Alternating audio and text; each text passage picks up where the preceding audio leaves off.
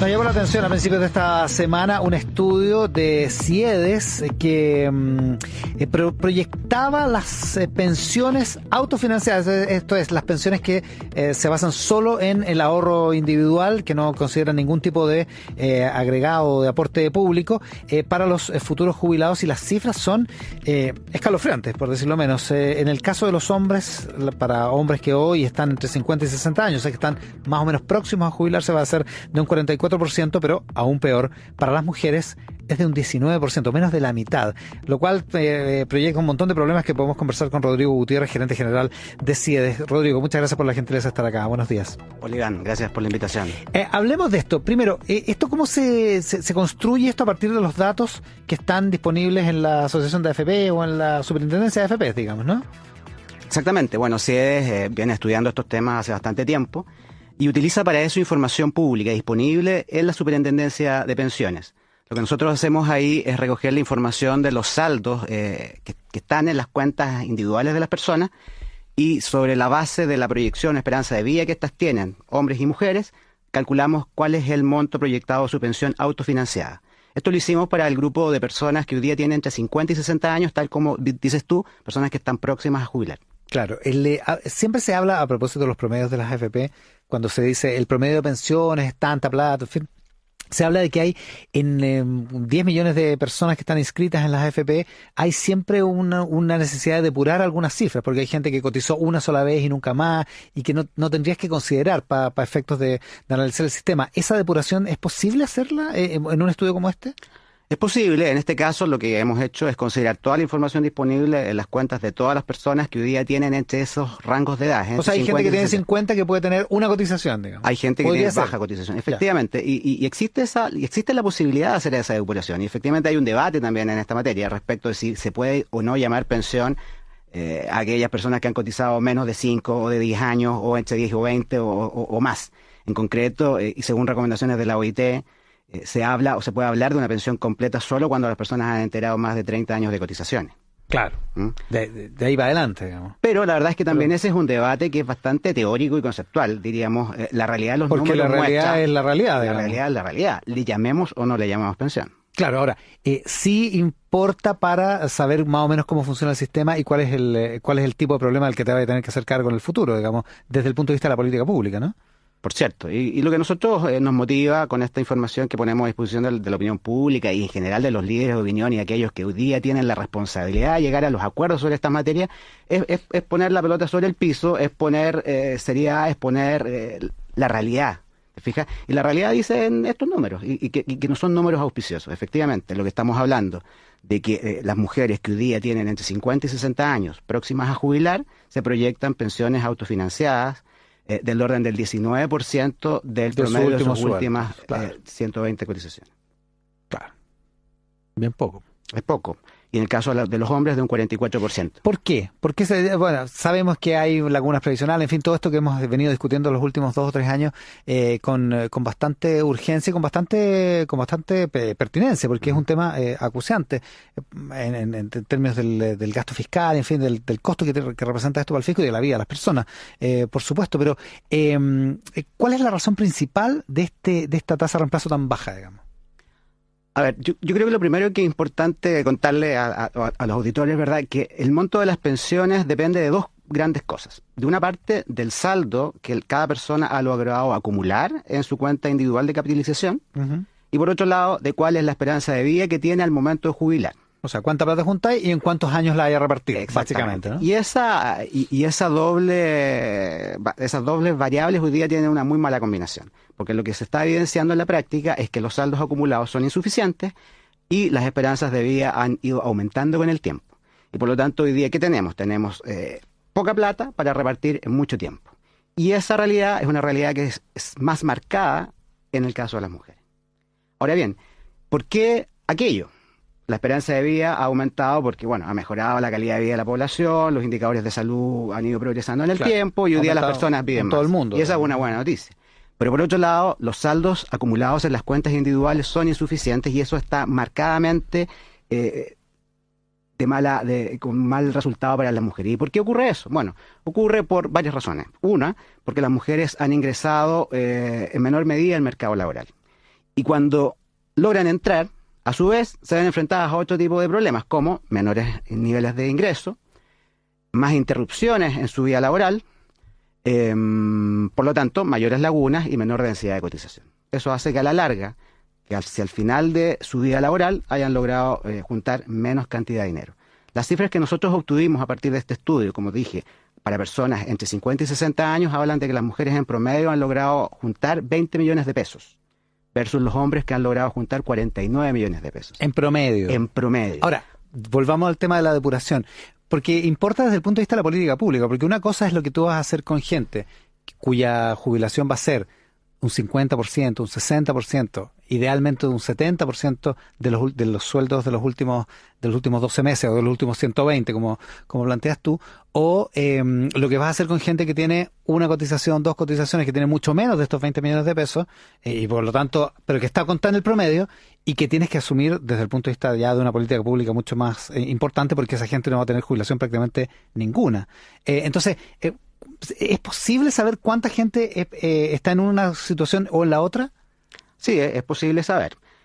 Y efectivamente ayudaría a saberlo porque las soluciones acá tienen que ser abordadas en doble dimensión. Por un lado son las modificaciones necesarias y urgentes al sistema de pensiones, claro, pero también reconociendo de que buena parte de los problemas que se originan por las bajas pensiones no tienen que ver con el sistema de pensiones, sino que tienen que ver con el mercado del trabajo. Claro, no tienen que ver con quién administra los fondos ni cuánto cotizan. Es otro problema, es el mercado del trabajo. Es otro Hay gente problema. que trabajó poco, que trabajó informalmente, en fin, eso. Exacto. Y que no cotizó, por lo tanto. Y que no cotizó, por tanto. Ahora bien. Y es otro tipo de solución también, porque esa gente, una pensión de, no sé, te voy a inventar, pero de 15.000 pesos, es una pensión de la que el Estado tendría que hacerse cargo, finalmente, porque esa gente no puede vivir con nada, digamos, ¿no? Por cierto, y se hace cargo. Vamos por parte. En materia del sistema de pensiones, se reconoce este déficit o esta deficiencia, y por tanto, la reforma previsional del año 2008 lo que hizo fue instalar un pilar solidario. Y reconoció entonces la necesidad de que el Estado apoyara a todas aquellas personas que no alcanzaban a obtener pensión. Claro. Y para eso existe la pensión básica solidaria, que hoy día es de 105.000 pesos. Que es el mínimo garantizado. Que es el mínimo garantizado que hoy día tienen las personas. Ahora bien, las personas del 60% más vulnerables de la población, no todas, la pensión básica solidaria no es universal, es para aquellos más vulnerables. Pero también para aquellos que han logrado tener una pensión autofinanciada baja, como la que nosotros estamos destacando hoy. Lo que estamos hablando ahora. De lo que estamos hablando hoy. Muchos de los que hoy día nosotros visualizamos que tienen muy bajas pensiones, en la medida que también pertenecen a este 60% más vulnerable, obtienen el aporte previsional solidario. Y lo que permite eso es un aporte también del Estado, gradual, decreciente, que eleva las pensiones hasta un máximo de 300.000 pesos. Claro, y por eso te digo, perdón. Y por lo tanto, ahí es como la manera que el sistema de pensiones hasta ahora ha resuelto el problema de las más bajas pensiones. Pero tomando en consideración estas cifras, ¿habría que mirarlo de otra manera o habría que recalcular eso, no? Por cierto. Porque esa es la impresión que me da cuando yo veo tasa de reemplazo de 44% y 19%. Digo, caramba, aquí algunos pilares van a tener que funcionar con más músculo, digamos. Por cierto, y yo creo que ese es el debate. Aquí hay dos maneras de mirarlo, medio vaso lleno, medio vaso vacío, probablemente más vacío es lo que hoy día demanda la ciudadanía, sí. Pero también recordar que en el 2008 el pilar solidario no existía, por lo tanto muchas personas no tenían pensión y muchas personas no tenían ni siquiera la pensión básica solidaria y tampoco no tenían nada. Y cada día tiene su afán. Lo que hoy día está planteado es cómo fortalecer este pilar solidario. En el gobierno anterior se logró un aumento de la pensión básica solidaria y también un aumento del límite sobre el cual se practica el aporte previsional solidario, y este gobierno también ha anunciado un fortalecimiento de ese pilar. Claro. Por lo tanto, es la manera en que el Estado busca o pretende recoger la insuficiencia de las más bajas pensiones a través de ese aporte. Pero ya sabemos de que las reformas al sistema de pensiones, tal cual como han sido abordadas hasta ahora, han sido insuficientes. Y eso es lo que origina, obviamente, el debate público y la necesidad de reformar el sistema. Pero también, y con esto conecto con la primera parte de mi respuesta, las soluciones no están todas en el sistema de pensiones, las soluciones también están en el mercado laboral. Porque aquí estamos hablando de aquellos que han cotizado y son parte del sistema. ¿Cuántos no están ni siquiera en el sistema? Gente que ha boleteado toda su vida, digamos. Y el tema de los trabajadores independientes, por ejemplo, es un gran tema. Y por otro lado, la incorporación del mercado, la incorporación de las mujeres al mercado del trabajo también es un gran tema. ¿Cómo logramos mejorar la presencia o la intensidad de trabajo de los jóvenes? ¿O cómo logramos proyectar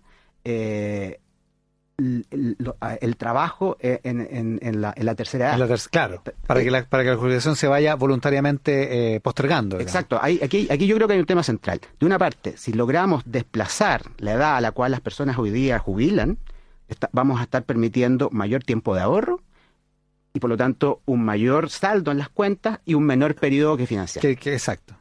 Ahora, por el otro lado, también es relevante porque como esto es interés compuesto, tú pones 20 lucas, pero al mes siguiente son un poquito más y al mes siguiente un poquito más, lo que cotizas al principio de tu edad laboral es muy relevante. Muy relevante. ¿Hay algún mecanismo? Porque, podéis cotizar la misma cantidad de años, pero si empezáis a los 20 años y empezáis a los 40, el que cotiza a los 20 años gana más plata, por decirlo así, tiene más rentabilidad. Por la magia del interés compuesto, como dicen los economistas. El punto es, ¿hay algún incentivo para enseñarle a esos jóvenes que están empezando en el mercado laboral que efectivamente esto es un tema del que hay que preocuparse, que vale la pena meter la plata en algún tipo de ahorro para la vejez? Es un tremendo tema. Yo creo que, hace también aproximadamente 10 años existe en Chile el subsidio del empleo joven. Tenemos dudas, digamos, de cómo haya funcionado, si ha funcionado bien o mal. No está tan claro, pero bueno. Exactamente, pero ha habido políticas, digamos, orientadas a fortalecer el trabajo de las personas más jóvenes.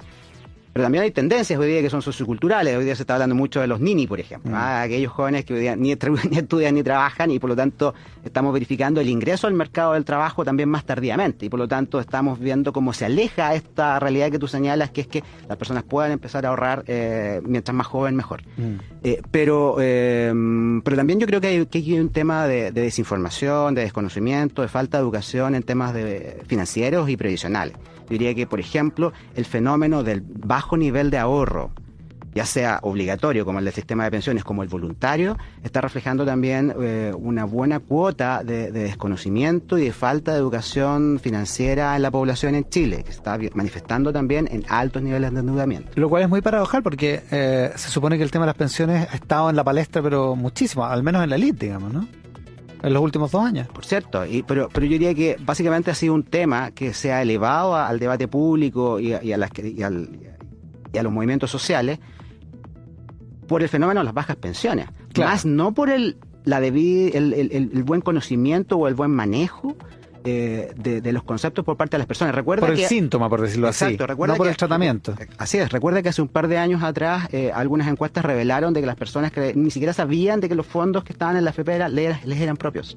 Sí, pues, es verdad. Hay desinformación en eso. Eso es una desinformación tremenda. Ya, y eso habría que meterse en serio en este asunto desde ese punto de vista también, digamos, explicando que da lo mismo, más allá de si hay AFP o no hay AFP, digamos, lo que hay es un ahorro que es para la vejez y que es de cada persona, digamos, y que ese ahorro en cuanto se haga más hacia adelante es mejor.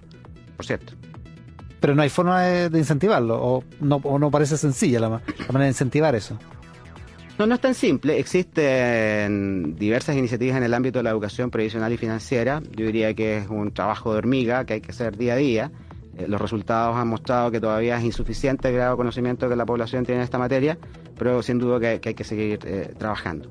Pero volviendo al sistema de pensiones y a la modificación de parámetros clave, yo diría que aquí hay que hacer 2 cosas. De una parte, cómo somos capaces de que las personas logren ahorrar más al término de su edad de retiro. Y también tenemos que pensar cómo nos hacemos cargo de las mayores esperanzas de vida. Porque esa doble variable es la que determina el monto de la pensión. Esa combinación. Y por cierto, entonces, yo diría que la conversación en torno a la edad mínima legal de retiro es una conversación que siempre ha estado presente y que, sin embargo, ninguna autoridad política ha estado dispuesta a dar ese paso porque es altamente impopular. Muy impopular. El gobierno anterior no estuvo dispuesto y probablemente este gobierno tampoco. Pero, sin embargo, sí ha señalado ciertas intenciones respecto de colocar incentivos para que las personas sigan trabajando.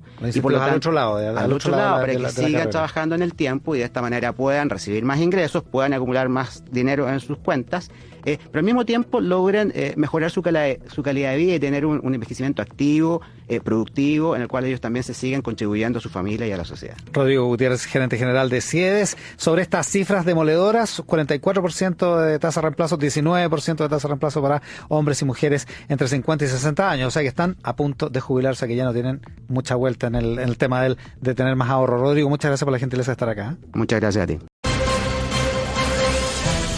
Nuevo Tele 13 Radio Podcast. Lo que hay que escuchar.